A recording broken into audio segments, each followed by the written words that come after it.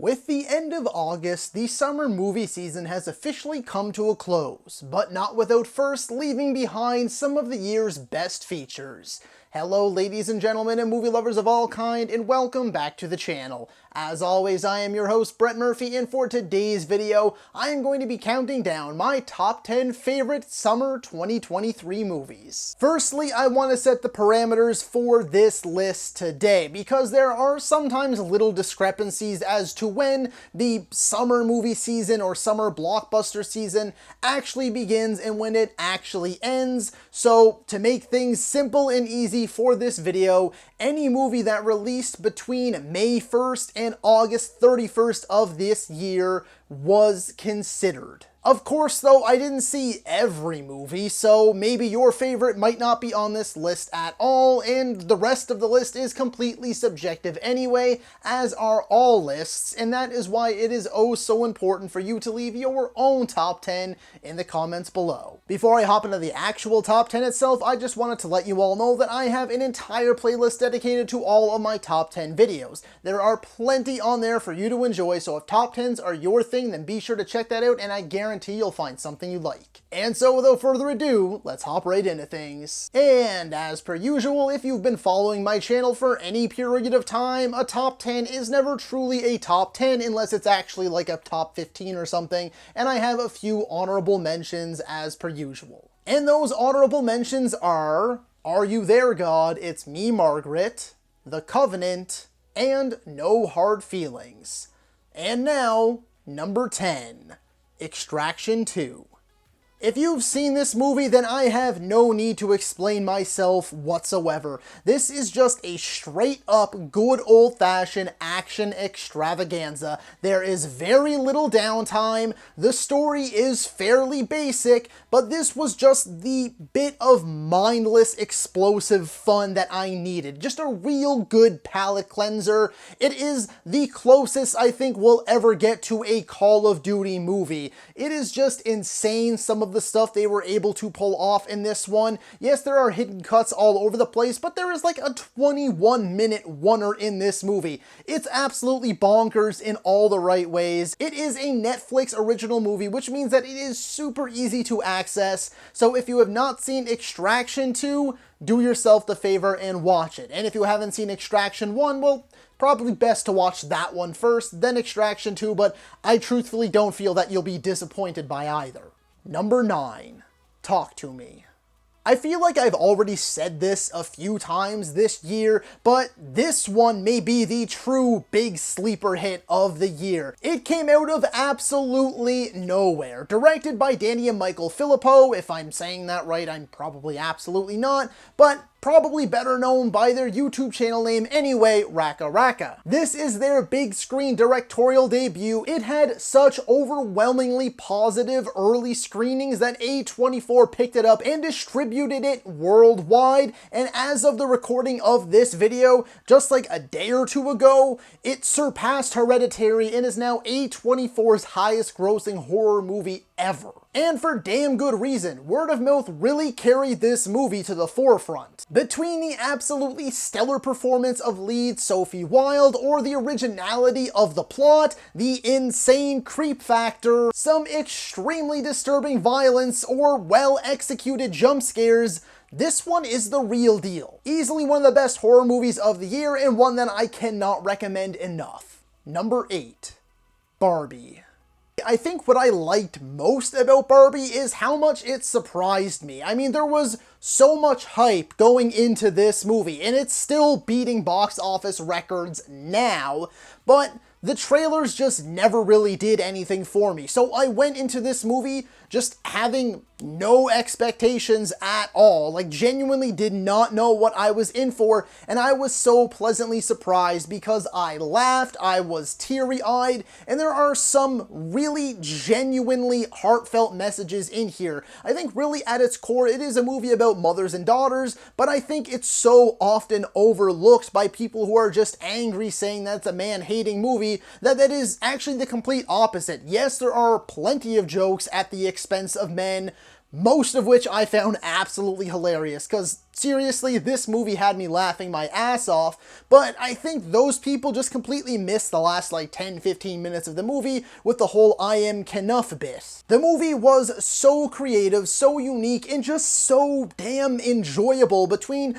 the costume design and the set design, all of the performances, the tightly written and brilliant script. This one truly won me over. Number 7. Evil Dead Rise.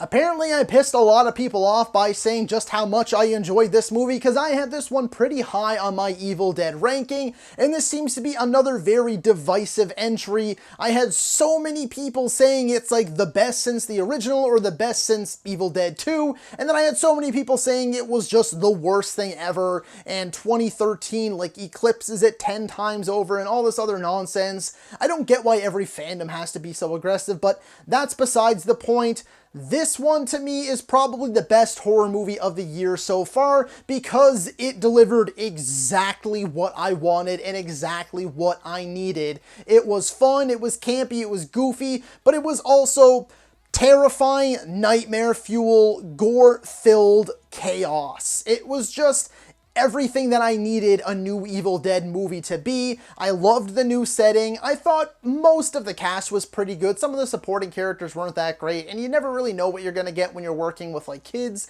or younger people, but I think for the most part they really did deliver, because if not, then I don't think I would have been sold the experience as much as I was. Of course though, the majority of the props should go to Alyssa Sutherland as our main Deadite mommy dearest, because she was exceptional. Number 6. Mission Impossible Dead Reckoning Part 1. Boy, that name is a mouthful to say. It always irritates me, Part 1s and Part 2s, like, you don't want to know going into a movie that you're only getting the first half of a story. Now segueing a bit from the name of the movie, I do think that Dead Reckoning Part 1 does suffer from that a little bit, at least in the first half of the movie, because I will admit, and I was super upfront about this in my review and in my ranking of the Mission Impossible movies, that the first like 45-50 minutes of this movie, I was really not jiving with it all that much. Like, I was really scared that I was not gonna like this movie.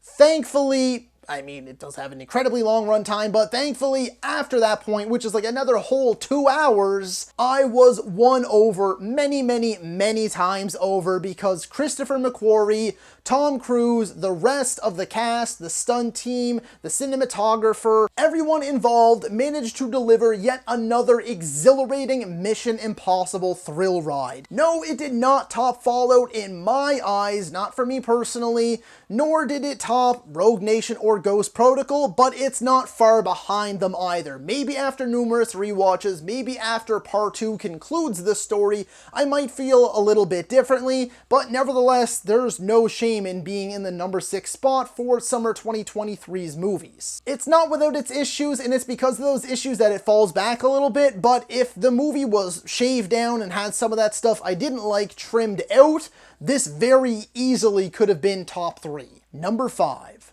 Teenage Mutant Ninja Turtles Mutant Mayhem. For me personally, this was the breath of fresh air that the Turtles needed. We hadn't had a TMNT theatrical experience since that of Out of the Shadows, the last live-action CGI hybrid Turtles movie, like 5 or more years ago. And the last big screen Turtles animated movie since 2007. So although I know the Turtles have been doing very well on TV, and they have also been doing extremely well with a lot of like made-for-TV or direct-to-home video movies, they have not been doing so hot at the theater in quite some time. This for me is the best the Turtles have ever been. I firmly believe the Turtles belong in animation and their best work is done in animation, and I adored the animation in this movie. It's a mix of like claymation, kind of spliced with like the Spider-Verse style, which is kind of like the new hot thing in animation right now. I thought the action was great. I thought all the voice work was great. It's wonderful, in my opinion, to have actual teenagers playing Teenage Mutant Ninja Turtles. But the supporting cast too, consisting of the likes of Ice Cube and Seth Rogen, Jackie Chan, Paul Rudd, they were all magnificent too. I know there are a lot of people out there that for whatever reason have a bone to pick with this movie, because I guess some of the races of some of the characters were changed, changed, or there was a bit too much like Seth Rogen comedy, or some people are just holding on far too tightly to the nostalgia, in particular of the 1990s Ninja Turtles movie. But for me personally, they found the sweet spot here. I said it once and I'll say it again, this is the Turtles at their best. Number 4, Nimona. What really pisses me off about this movie is the fact that it seemed like it was all the rage on Netflix and people were talking about it online and everything for like a week. And then it seemed like Netflix just swept it under the rug despite it getting overwhelmingly positive reviews from both critics and audiences. And here is yet another overwhelmingly positive review from me. Go watch Nimona ASAP. This movie is filled with so many beautifully well-written and touching messages. It's got a ton of comedy that landed with me almost every single time. The animation isn't the prettiest, and that's really like the only negative I have with the movie. I love the story, I love the journey that these characters go on, and I love just what this movie stands for. I think it is a charming, lighthearted, but also incredibly important story that everybody should be checking out before the year's end. Number 3, Oppenheimer. This movie is the definition of masterclass because everything in it is in fact a masterclass. Masterclass direction from Nolan, masterclass acting from every single person in the cast. There is no role too small or performance that could be even remotely considered a weak link. Everybody involved in this movie brought their A++ game. And anyway, I will now continue with my masterclass checklist. Masterclass cinematography, masterclass composing, masterclass sound mixing and sound editing, masterclass visuals, masterclass in costume and set design. Genuinely just a masterful film. The only reason it's not higher is because it didn't necessarily get me as deep emotionally as the next two did. I just didn't connect with it as much. I can certainly recognize that technically this is one of the most well-made movies I have ever seen, and it is still very easily going to be in my top like 3 to 5 by the end of the year. I can see after numerous rewatches this one creeping into my of all time list. But for today, it's gonna get the bronze medal. Number 2. Spider-Man Across the Spider-Verse. I will say that I didn't love this one as much as I wanted to because it suffers from a very similar thing that Mission Impossible Dead Reckoning Part 1, again just ridiculously long title, also suffered from, which is the fact that it is a Part 1 look. I don't love Part 1s, again, especially when you know it's a Part 1. I love when a movie ends on a cliffhanger and you're like, oh shit, and you have that like jaw drop moment. But when you go in and you know it's a Part 1, you almost feel like the movie needs to justify its own existence. It needs to show you that there is a reason for it to be on its own and that it can stand on its own 2 legs. And thankfully, I do feel like Across the Spider-Verse is like 95% there because it doesn't leave on like a super egregious cliffhanger, but you know that the story isn't complete. However, I didn't feel robbed of an ending. I just felt even more hyped for Beyond the Spider-Verse. I don't really know what to say about this movie that hasn't already been said. Some of the most gorgeous, stunning animation in the industry to date. It's like every Spider-Man fan's dream came true. It's just every type of spider, anything on the screen all at once, while also still having multiple hearts at the center of its story with Miles and Gwen. I freaking loved it. But it was a touch too long and I wish there was a little bit more of like an actual ending, but nevertheless, we'll go to number 1 anyway. Number 1, Guardians of the Galaxy Volume 3.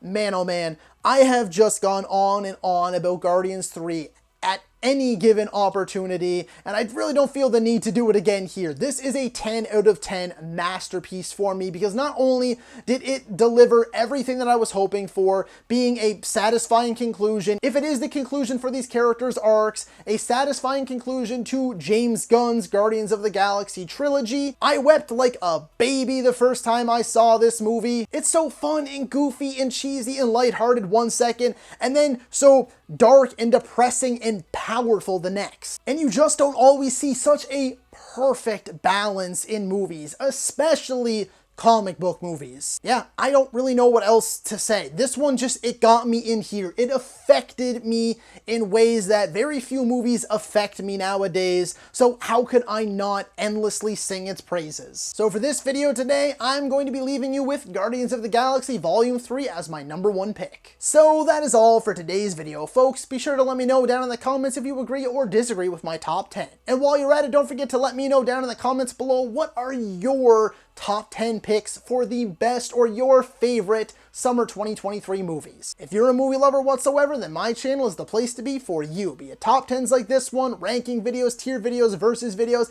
I have it all and so much more on the way, folks. And we are closing in on 1,000 videos currently on the channel. So if you enjoyed this particular video, then be sure to hit that thumbs up button. And if any of that sounds like it's right for you and you want to see more from me, then smash that subscribe button right now. While you're at it, don't forget to ring that little bell icon. That way you can be notified about all of my latest uploads. And as always, stay safe. Thank you so much for watching.